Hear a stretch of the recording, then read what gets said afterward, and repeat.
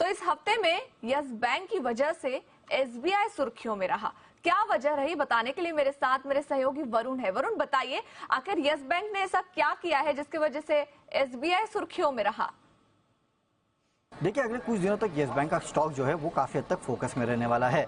खासकर mid of March में अगर आप देखेंगे तो काफ़ी सारी सप्लाई जो है वो स्टॉक में आ सकती है।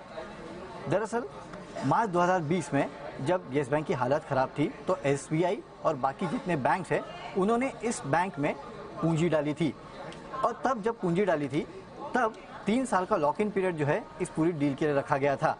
खासकर एसबीआई का अगर आप देखेंगे तो एसबीआई ने करीब 48% के आसपास की हिस्सेदारी खरीदी थी, और बाकी जितने बैंक्स हैं उन्होंने भी यहाँ पे पूंजी डाली थी।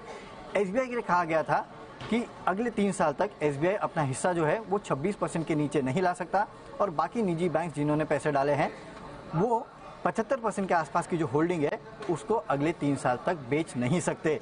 और दरअसल ये जो लॉक इन पीरियड है वो अब मार्च में खत्म हो रहा है।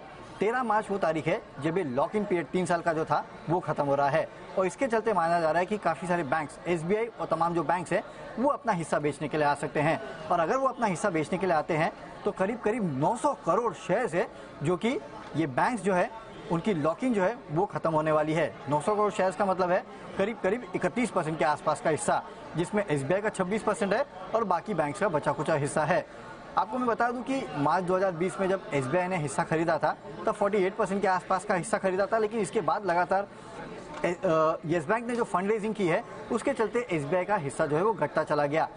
आपको याद होगा अगस्त 2022 में भी कार्लाइल और एडवेंस से फंड रेजिंग की गई थी, जहां पे इक्विटीज और वॉरेंट्स जारी किए गए थे। उसके चलते एसबीआई का हिस्सा जो है वो कम होकर 26% हो गया था। अब जब वॉरेंट्स कन्वर्ट होंगे तब एसबीआई का हिस्सा जो है वो और घट के 24% के आसपास आ सकता है।